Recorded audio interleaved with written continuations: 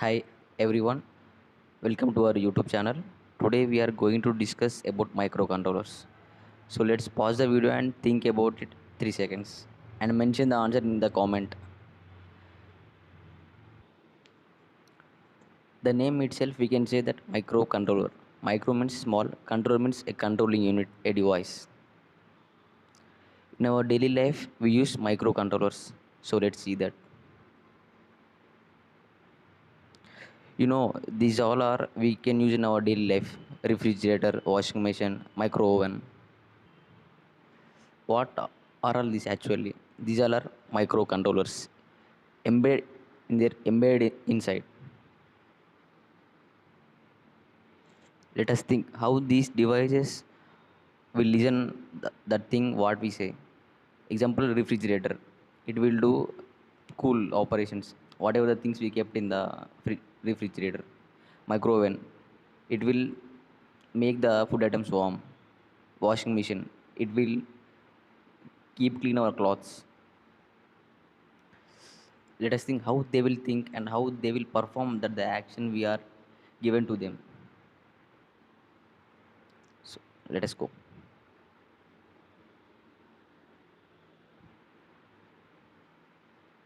First of all, we have to know what is need of the microcontrollers. First of all, we have to know what is the need of a microcontroller. It is very important to know because uh, before microcontroller generation we use microprocessors. A microprocessor is a example of a supercomputer. I mean a computing device, our daily use PC or a desktop, but it is very high cost. You can think a desktop may the monitor cost 5,000, the CPU cost 10,000, and the processor it is very depends on the processor. So we have to require a processor which can do computing speed as well as low cost and which have reliability of the system. So that we came to know the introduce of microcontrollers. Now we came to know that the definition of a microcontroller. A microcontroller is a small, low-cost, self-contained integrated circuit. It is only for doing a specific operation. It is not like our computer processor like multitasking. It is a only for specified task. Like microprocessor, it also have its own memory, RAM, ROM, uh, CPU, and other IO ports. But compared to microprocessor, these all are in very less size. In microprocessor, all the ports like IO ports, RAM, ROM, processor, all are not integrated on a single chip. Those are all are externally connected with the motherboard to the processor. But in microcontrollers all are on single board like a single chip IC. All are, and they are very less capacity like in kb and at most they are in MB megabytes. It depends on the computing speed and the operation we are performing. These the microcontrollers are the brain of an embedded system. An embedded system is nothing but software control hardware. For example, uh, we will think about the working of a washing machine. In washing machine we will pour water and we will throw our clothes in the machine and we will set the timer for a 30 minutes, and the washing machine will do the remaining operation. The timer will be set and it will be start working on that. It will clean and it will soak, it will do the things, and it will in within time the time we mentioned it will do in the time, and it will generate the output like cleaning the output is the cleaned clothes, washed clothes. On the screen we see that there are many microcontrollers. Example, Atmel AVR, Atmega AI2 382. It is an example of Arduino Uno, ARM processors, Arduino Uno 8051. The very famous microcontroller is 8051. It is designed by the Intel. The Intel recognized the need of embedded systems and microcontrollers. For embedded systems, the brain is microcontroller. A microcontroller is a small, low cost and device.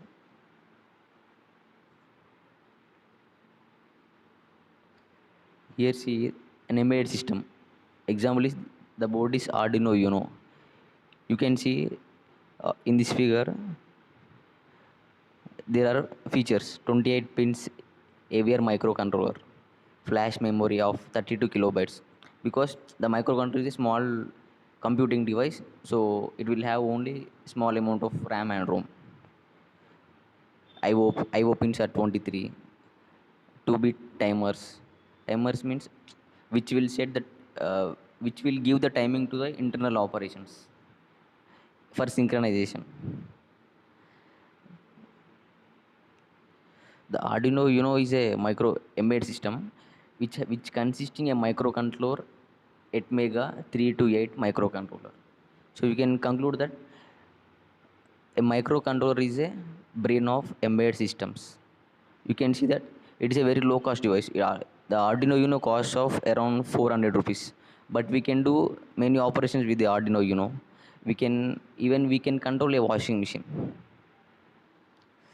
but it requires some more additional features and any additional memory and additional instructions to perform that required thing.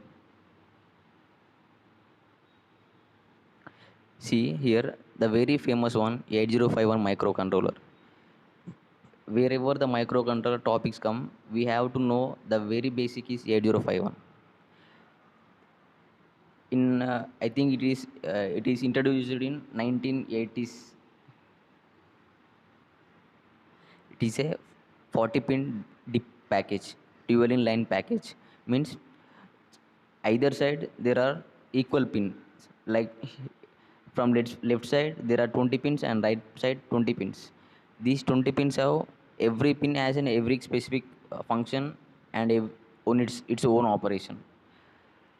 We can see there are 4 kilobytes on chip program memory for 8051, 128 bytes of RAM, 4 registers are temporarily storing elements, 128 user defined software flags. These are used for performing operations and giving instructions. It's a 8-bit microcontroller. 8-bit means at a time it can perform 8 bits of operation.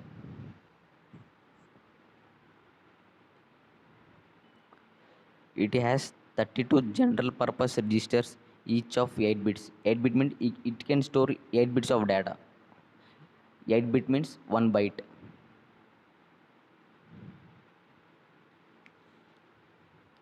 So here we can see that the architecture of 8051. So in that you can observe that on-chip RAM, ROM, and other 4 I/O ports, bus control, OSC, crystal oscillator, the CPU, interrupt control, and serial ports. All are on single chip. Those are on single chip. They are integrated with the CPU on a single chip. The the interrupts are used to stop the current status of a microcontroller and to return that the user defined status. The clock frequency of the 8051 microcontroller is 4 to 20 megahertz. It is almost up to 40 megahertz. So this is about the architecture. So we have to know that the programming language for microcontroller, because without programming it cannot perform anything. Like it is for a one of the brain. It's a tiny brain because it have to perform the things which have been defined by the user. I mean the programmer. So the languages are C++, Java, Embedded C, and there are many, but I have mentioned some. These are mostly used in the market. For programming of 8051, the Keel software is very useful. And to design the embedded system using 8051 microcontroller, the Proteus is very useful software.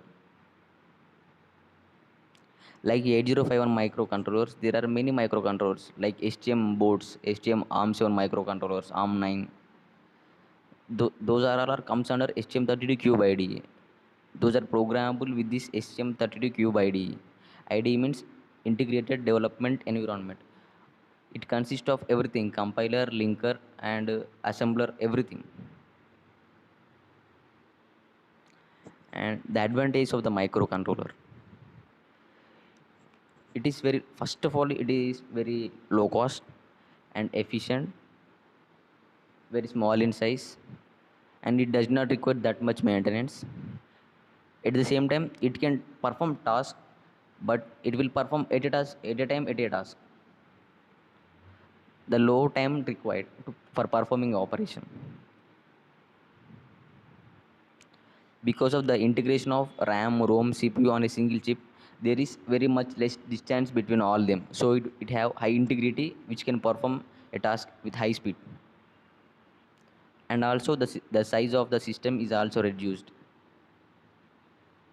Whenever we are designing anything, we have to keep in our mind that it should be a space, very less space, and it should perform high integrity and high performance and low cost. So thank you. These are, this is a small introduction about the microcontrollers.